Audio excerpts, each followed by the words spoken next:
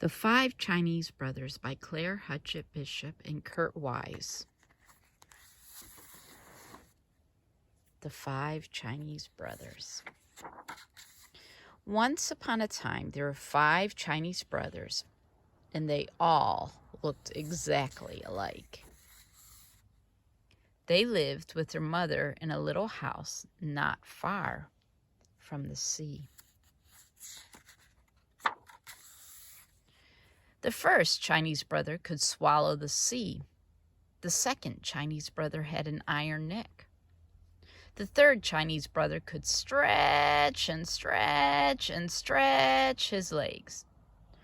The fourth Chinese brother could not be burned. And the fifth Chinese brother could hold his breath indefinitely. That means for a very long time. And every morning, the first Chinese brother would go fishing. And whatever the weather, he would come back to the village with beautiful and rare fish, which he had caught and could sell to the market for a very good price. Now one day, as he was leaving the marketplace, a little boy stopped him and asked him if he could go fishing with him. "No, it could not be done," said the first Chinese brother. But the little boy begged, and finally the first Chinese brother consented. "Under one condition," he said, "and that is that you shall obey me promptly." Yes, yes, the little boy promised. Early the next morning, the first Chinese brother and the little boy went down to the beach. "Remember," said the first Chinese brother, "you must obey me promptly. When I make a sign for you to come back, you must come back at once." Yes, yes, the little boy promised. Then the first Chinese brother swallowed the sea.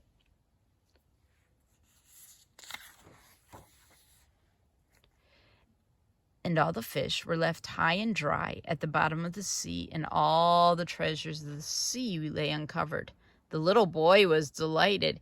He ran here and there and stuffed his pockets with extraordinary shells and fantastic algae. Near the shore, the first Chinese brother gathered some fish while he kept holding the sea in his mouth, and presently he grew tired. It was very hard to hold the sea, so he made a sign with his hand for the little boy to come back. The little boy saw him, but paid no attention.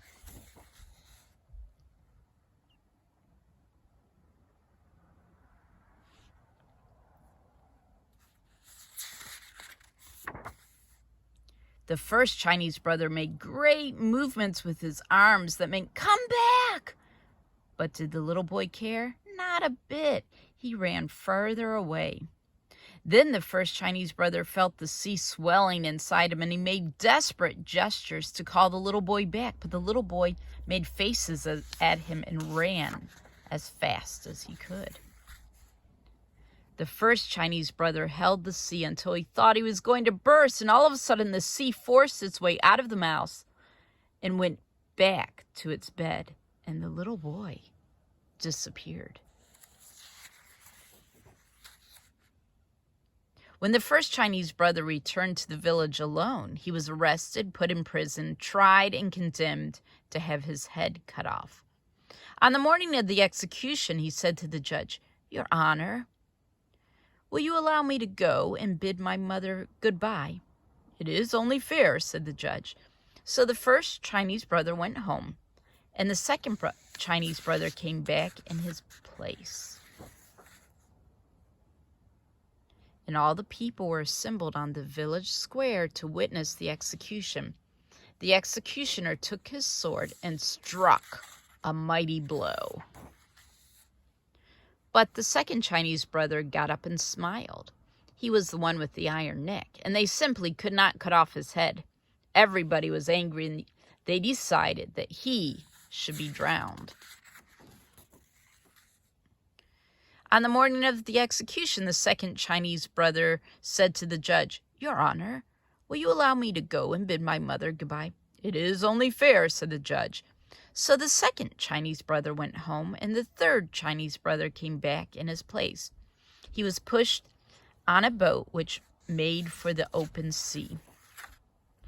When they were far out in the ocean, the third Chinese brother was thrown overboard.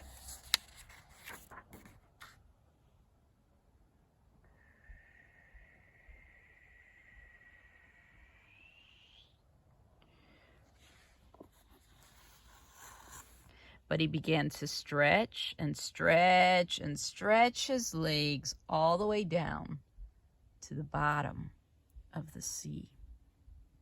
And all the time,